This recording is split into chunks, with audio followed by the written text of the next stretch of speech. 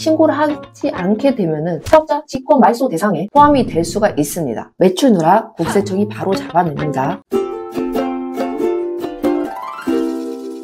안녕하세요 여러분, 세무는 보라의 문보라 세무사입니다. 25년 1월 부가세 신고 기한이 돌아왔습니다. 이번 부가세 신고 기한 1월 31일까지 연장된 거 알고 계시죠? 올해는 1월 25일이 공휴일이라서 1월 27일까지인데 28일부터 설날이 있다고 31일까지 연장을 해줬습니다. 너무 마음을 여유있게 갖지 마시고 미리미리 신고를 하시고 좋은 명절 보내시길 바랍니다. 1월은 굉장히 중요한 달이에요. 모든 과세 사업자분들이 신고를 하시는 달이죠. 일반 과세자뿐만 아니라 7월에 신고를 안 하셨던 간이 과세자분들도 신고를 하셔야 됩니다. 또한 1월 신고로 인해서 제24년에 매출과 매입이 확정이 됩니다. 매출과 매입이 확정이 되고 우리는 이제 올해 소득세와 법인세 신고를 하게 되겠죠. 오늘은 제가 부가세 셀프 신고를 하시는 분들 또는 매출이 좀 없는데 신고를 해야 할까요? 이런 사업주분들을 위해서 영상을 찍어봤어요. 세 가지 경우를 통해서 말씀을 한번 드려볼게요. 우선 매출이 별로 없어서 신고를 해야 할까요? 라고 묻는 사업주분들, 당연히 무실적 신고라도 하셔야 됩니다.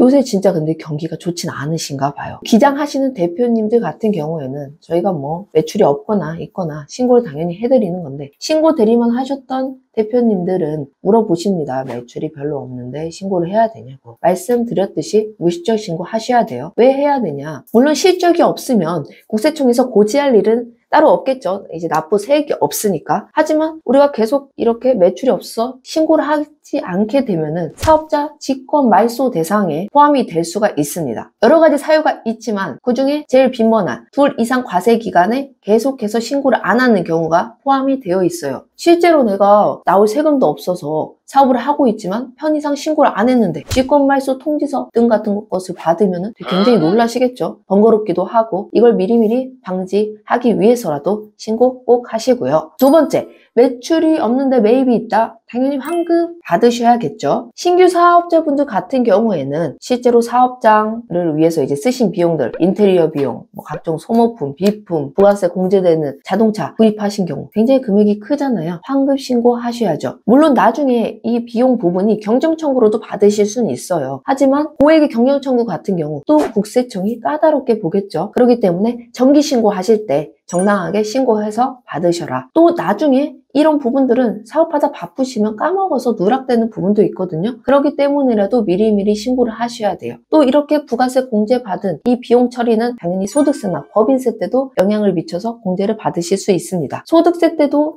매출이 없어서 결손금이 나오더라도 장부 기장을 하시면 이거 15년간 2월 공제 되시는 거 알고 계시죠? 매출이 발생할 때부터 장부 기장을 시작한 사업주분들, 이전에 결손 났던 부분을 기장 안 하셔서 결손금 공제 못 받으신 경우 후회하시는 분들도 꽤 있으십니다. 신규 사업자분들 아니시더라도 매달 직원분들 쓰시는 식대, 각종 월세 이런 부분 공제 받으셔야죠. 세 번째, 매출이 있는 경우 매출 누락 제일 주의하셔야겠죠. 경비 같은 경우도 당연히 적격 준비 잘 갖추셔서 비용 처리하는 것도 중요하지만 경비는 나중에라도 받으실 수 있지만 매출 누락의 경우는 가산세가 있으시니 주의하셔야 돼요. 특히나 요새는 수익 구조가 매우 다양해졌다고 말씀드렸죠. 중개 플랫폼들이 굉장히 많아졌습니다. 이런 부분 꼼꼼히 챙기셔야 되고, 홈택스 가서도 이제 판매에 대해 매출 조회하는 화면이 있죠. 그 부분은 참고사항이거든요. 그 부분은 참고사항이기 때문에 실제로 뱀이나 요기요 등의 플랫폼을 사용하시는 분들은 사이트 들어가셔서 매출 내역, 홈택스 내역 크로스 체킹 하셔서 매출 꼼꼼히 신고해 주시길 바랍니다. 물론 세무 대리인 있으신 분들은 그분들께서 알아서 해주시겠지만 셀프 신고하시는 분들은 혼자서도 잘 하셔야겠죠.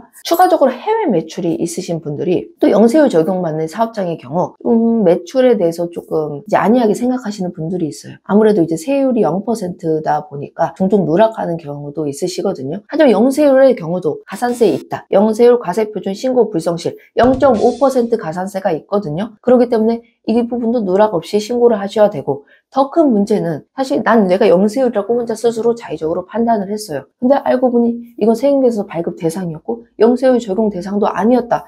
이런 문제가 진짜 커지는 겁니다.